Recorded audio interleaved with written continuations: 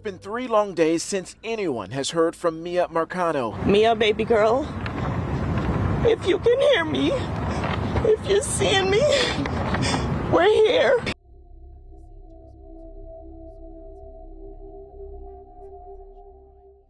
On a Friday afternoon in late September of 2021, 19-year-old Miya Marcano walked into her Orlando apartment to grab her luggage for a quick weekend trip home.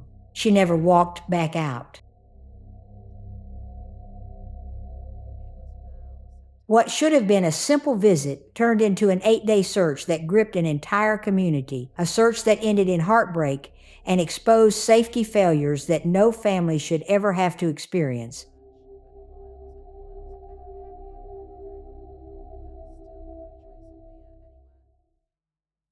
Hi, sweet ones. My name is Grandma Kitty, and before we dive in, take a second to subscribe if cases like this intrigue you. And while you're at it, tell me where you're watching from. That's how we find our neighbors here in our little true crime corner.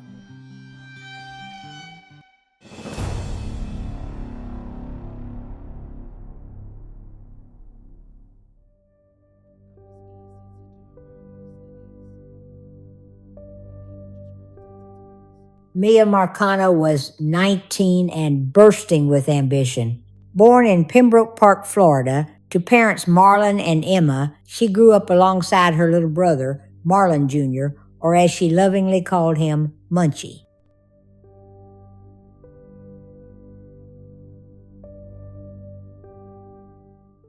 Her parents had separated when she was young, but the family stayed close.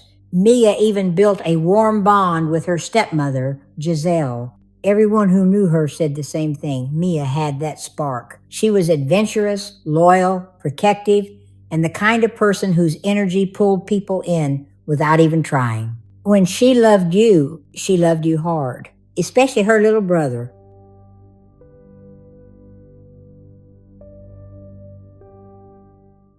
When it came time to plan life after high school, one thing was clear: Florida was home. She adored her sunshine-filled world, too much to leave it behind. At first, she had her eyes on the University of Central Florida, but later she decided on Valencia College to earn an associate degree in the arts. Her dreams stretched in every direction: sports, medicine, maybe physiotherapy, but she also had a creative streak. She loved fashion and design, and she was a regular face at local carnival celebrations. Always the one with the biggest smile and the brightest outfit. For Miya, Florida was paradise. Music, food, sunshine, festivals.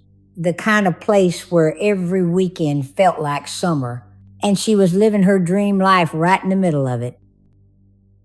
During her studies, she lived at the Arden Villas apartment complex near the University of Central Florida. It was mostly students, young, busy, chasing degrees and freedom. Miya even managed to land a job right there at the complex, helping to lease apartments. Perfect setup. No commute, flexible hours that fit her class schedule, and steady income to keep her independent. She was only an hour's flight from her family and flew home often, never going long without seeing them. Miya was that girl who checked in constantly, who texted just to say she'd landed, who never left her parents guessing. But beneath all that sunshine, inside a community meant to feel safe for students like her, something darker was already moving. Something that would soon turn this ordinary college story into a nightmare no one saw coming.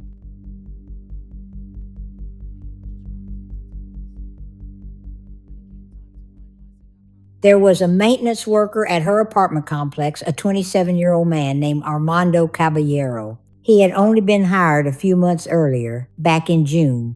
At first, it seemed harmless. He would stop to chat, always finding excuses to talk to her. But soon, those little moments started piling up into something darker. He asked her out once, twice, again and again. Miya always said no. Polite at first, then firm. But Armando didn't back off. Instead, he started trying to buy her attention. One day, he sent her $700 through a cash transfer app with a message that read, "For being pretty." Miya sent the money straight back. She didn't want anything from him, not attention, not gifts, not trouble. She confided in her roommate, telling her how uncomfortable his behavior had become. And she wasn't the only one who noticed. Other residents later said they'd seen it too, the way he always seemed to appear when she was around, how he'd linger near her, trying to start conversations she clearly didn't want. Miya did what so many young women do when someone just won't take the hint. She tried to ignore him. She hoped he'd get bored and move on. What she didn't know was that Armando had a history, and she wasn't the first woman to feel uneasy around him. At a different complex, where he'd worked before, the Sable Club Apartments, another tenant told investigators about her own experience. Back in March 2021, he had left a handwritten note on her door asking her on a date. She wasn't sure what to do, so she agreed. But when he tried to move the date up and she said she couldn't, something in his tone changed. That night, in the dark, a heavy object smashed against her window. She was terrified and she was sure it was him. She called the police. They documented the case and searched the area, but in the end, nothing came of it. No charges, no consequences. A few months later, Armando Caballero was working at Arden Villas, the same complex where Miya lived, with full access to master keys that could open any apartment in the building.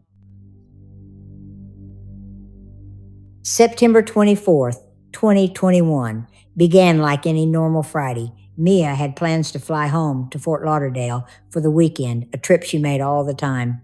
She finished her shift at the leasing office around 5 o'clock that evening. Surveillance cameras caught her leaving work just after 5, walking across the complex toward her apartment. She was going home to grab her luggage, head to the airport, and catch that short flight her family was already expecting her on. They waited for her usual text, "boarding now," or "landed safe." It never came. What investigators would later uncover told a chilling story.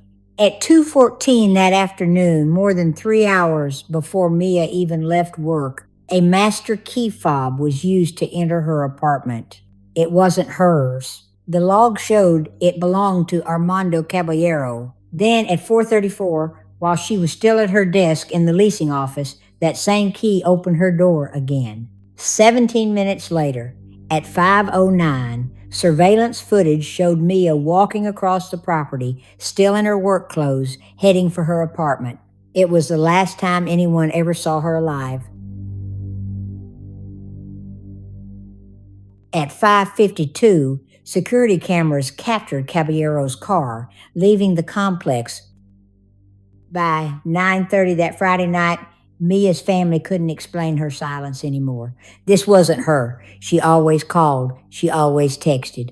So when the hours passed and there was still no word, they did what any terrified family would do. They called the Orange County Sheriff's Office and begged for a welfare check. Orange County Sheriff's Office. This line is being recorded. This is Operator Winstead. How may I help you? Hi, I'm calling to find out if I can have a wellness check. Deputy Samir Paulino arrived at the Arden Villas complex just after 10 that night. The outside of the apartment looked normal. Nothing broken, no signs of struggle. He waited for Mia's roommates to arrive with a key. Once inside, they knocked on her bedroom door. Silence. They tried to push it open. It wouldn't budge. Something was blocking it from the inside. Paulino climbed through her window instead, only to find a small bookcase shoved tight against the door, like someone had tried to barricade themselves in. What he saw inside should have stopped everything right there. The bed was a mess, sheets everywhere, a pillow stained dark red. Pieces of her jewelry were broken and scattered on the floor. Her suitcase sat by her desk, neatly packed, waiting for a trip she'd never take. It didn't look like a girl who had simply decided to leave. It looked like something terrible had happened. But Deputy Paulino didn't treat it that way. He spoke briefly with his supervisor, Corporal Kenneth Dale. Neither of them called the Criminal Investigations Division. Instead, Paulino marked Miya down as a voluntary missing person, as if she'd chosen to disappear and then left the scene to handle other calls. Hours later, around 3 a.m, Mia's family arrived from Pembroke Park, exhausted, scared, and desperate. They looked around the room and immediately saw what the deputy had missed. A yellow storage box still sat under her bed, one she always packed for trips. And her childhood teddy bear, the one she never traveled without, was sitting right there too. They tried to make Paulino understand how wrong this was. Something had happened to Miya. She wouldn't have left those things behind. Then, just an hour later, around 4, someone unexpected showed up outside the apartment. It was Armando Caballero, and he wasn't alone. He had brought his roommate. He was off duty. He had no reason to be there. Mia's family recognized him immediately. They'd already heard about the way he had harassed her, the unwanted attention, the creepy messages. Seeing him there in the dark made their skin crawl. As of right now, you have sent obsessive texts to Miya. We have all seen the text. You talked about giving her your life savings. You cash out her money, and you claim that you weren't in touch. Who told her gave it's her on life text. savings? I never As a said matter of that. fact, we're going to get a police report to pull your phone records if that's the case. There's evidence of obsession. You're fascinated with It's me. not only from my side, so don't try to make this. No like one, I'm a no one's stalker. saying that. It takes She's two. not here to defend There's- herself right now, so obviously we gotta she's talk to missing. you. So we're talking to And you, I who've been going completely back and respect forth that. I on understand text. that. That is your family. Right. But until we figure out what's going on, just don't beat me up. Nobody one's ain't beating beating you If up. I'm guilty, why You would I put yourself in the middle right here. You brought yourself over here. Because we're concerned. You're concerned. Why weren't you concerned hours ago? I just found out. We didn't think it was serious. I don't even know how Tati found out. She Somebody's told me- missing and you don't think it's serious. The security guard on duty also noticed something unsettling in the back seat of Armando's car.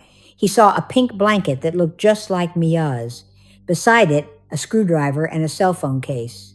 He lifted fingerprints from her window using tape and offered them to Paulino, but the deputy refused to take them, told him to keep the tape in case it was needed later. He even smirked, said the case wasn't a priority. Despite the red flags piling up, detectives claimed there wasn't enough evidence to detain Caballero, so they let him leave. When they finally ran his background, what they found was alarming. In 2017, he had been convicted of aggravated assault with a deadly weapon. And years earlier, in 2013, he'd been arrested at Warner University after setting off an explosive device inside a dorm, what he called a prank, and for firing a gun on school property. Luckily, no one had been hurt. But it painted a clear picture. This was someone reckless, unpredictable, and dangerous. By the next morning, a different deputy reviewed the case and immediately realized how badly it had been handled. He contacted the missing persons unit right away, and finally, a proper investigation began. But by then, it had already been 3 long days since anyone had heard from Miya Marcano. Imagine calling for help and the people meant to protect you decide your case isn't a priority. That's what happened here. If that frustrates you even half as much as it does me, don't forget to hit that subscribe button. I really need your support. It was now September 25th, and those first few crucial hours were already gone. The clock was ticking, and Mia's family could feel it. They were convinced that Armando Caballero knew far more than he was letting on, so instead of waiting around, they decided to take matters into their own hands. That day, they parked near his apartment and started watching. They waited for hours, scanning every movement, every sound. Then, that afternoon, he stepped outside. He was carrying a backpack. He had one glove on, and in his hand was a pink blanket, one that Mia's family recognized instantly. It was hers. They called the police immediately. Officers rushed to the scene. Caballero didn't try to run or hide. In fact, he gave them permission to let Mia's family walk through his apartment while the police stood by. But without a proper search warrant, they couldn't touch or move a thing. All they could do was look and wait. Hours passed. The tension was unbearable. The warrant didn't come through until just after 9:30 that night, more than 24 hours after Miya had first been reported missing. Shortly after that, Caballero sent a single text message. Then he was gone. 3 long days passed. No word from Miya. No word from him. Investigators started digging into his phone data, desperate for answers. That's when they made a chilling discovery. At 7:01 on the evening Miya vanished, Caballero had created a fake maintenance request for her apartment, a call that Miya or her roommates never made.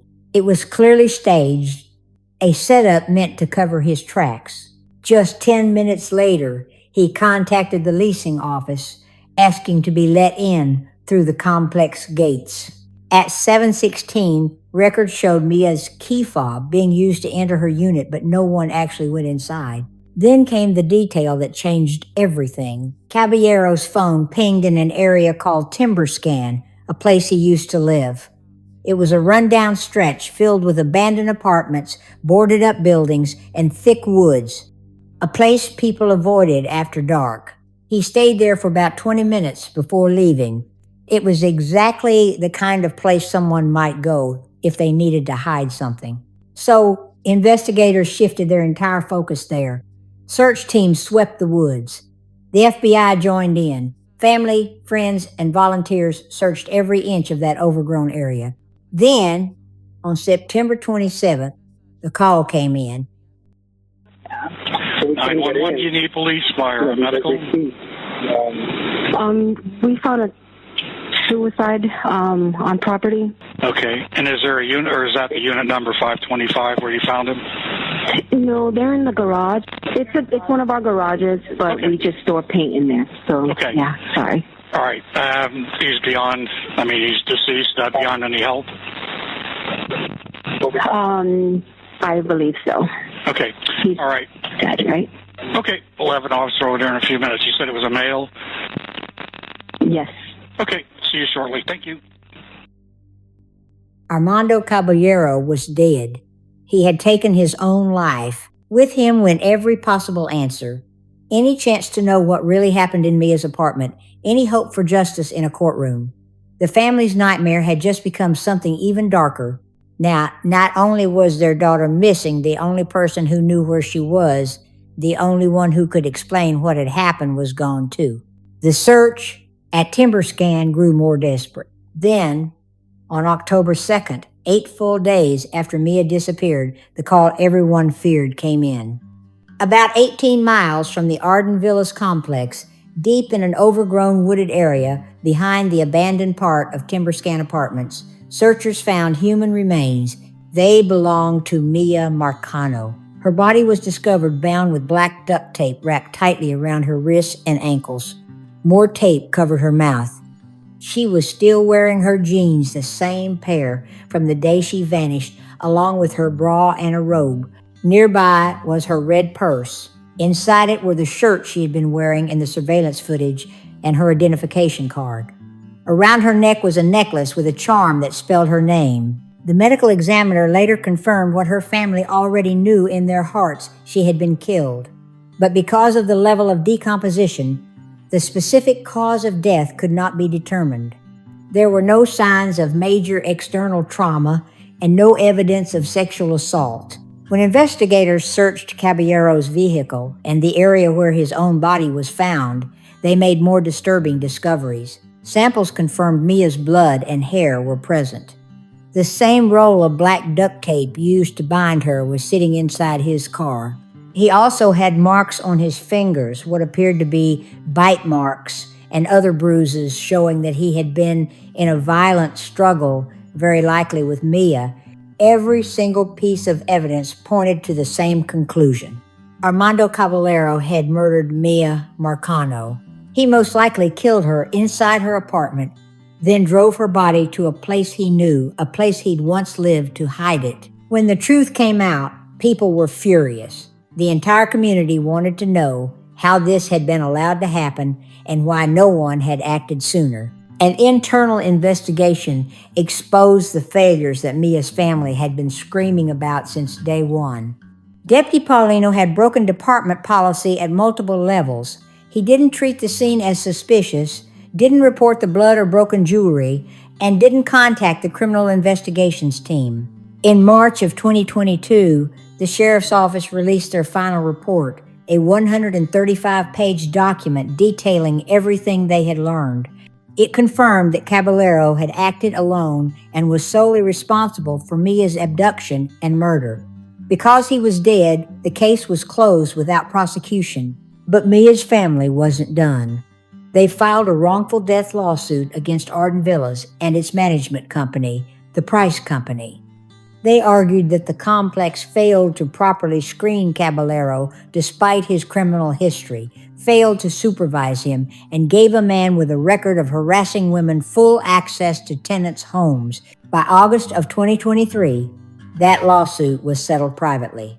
The complex released a statement promising new security measures, but for Mia's family, it was too little, too late. A month later, in September, the family filed another lawsuit, this time against the Orange County Sheriff's Office itself and against Deputy Paulino and Corporal Dale personally. They accused them of negligence and civil rights violations, pointing out that missing persons cases involving young women often receive slower, less urgent responses. The suit claimed that if deputies had acted quickly, if they had treated Miya as a victim in danger instead of a voluntary missing person, she might have been found sooner, maybe even alive. One detail stood out painfully. Paulino had allegedly told the security guard that the case wasn't a priority unless the missing person was elderly or disabled. It revealed something much bigger, a systemic bias about whose disappearances get attention and whose do not. But out of the pain, something powerful emerged. Mia's family refused to let her death be just another tragedy. They turned their grief into action, working with Florida lawmakers to make sure this could never happen again. The result was Mia's Law, also known as Senate Bill 898, introduced by Senator Linda Stewart and Representative Robin Bartleman. It passed through the Florida Senate unanimously. On June 27, 2022, Governor Ron DeSantis signed it into law in a private ceremony attended by Mia's parents and her brother. The law went into effect on July 1st of that year. Under Mia's Law, apartment and property managers across Florida are now required to run extensive background checks on all employees who have access to residential units. These checks must cover criminal and sexual offender records in every state, not just Florida. Anyone with a violent criminal history or listed as a sexual predator cannot be hired. The law also doubled the notice period for maintenance staff entering a tenant's home from 12 hours to 24 hours, giving residents more control and warning. And it requires apartment complexes to keep a key log, tracking who has access to each unit and when. The goal was clear and simple: to make sure no family would ever go through what Mia's did, to make sure that young people living alone are safe from the very people entrusted with their homes. Mia's Law was more than just legislation. It was her family's way of turning unbearable loss into lasting protection so that what happened to her would never happen again. Mia's family didn't stop there. They established the Miya Marcano Foundation, dedicated to supporting, educating, and providing resources to families of missing persons while advocating for the protection of students and other vulnerable individuals. The foundation actively assists in searches for other missing people and offers support to families navigating the nightmare they once faced. There are still so many unanswered questions. What exactly happened in those moments inside her apartment? Did she have time to realize what was happening? Did she try to use that bookcase to barricade herself in her room? How long did she suffer? These questions haunt her family every single day, and they will never have answers. Armando Caballero took those answers with him. What we do know is this: Miya Marcano was 19 years old, full of dreams and plans and love for her family. She deserved to feel safe in her own home. She deserved to have her concerns about harassment taken seriously. She deserved a justice system that treated her disappearance with immediate urgency, and she deserved to live. The changes that came after her death, the law that bears her name, the foundation working in her memory, the heightened awareness about apartment safety, these are cold comfort to a family that would give anything to have her back. But they represent a commitment that Mia's life and her death will mean something. That other families might be spared this grief. That other young people might be safer because of lessons learned too late for Miya herself. Her pictures may fade with time, as her mother said, but the impact of her story will not.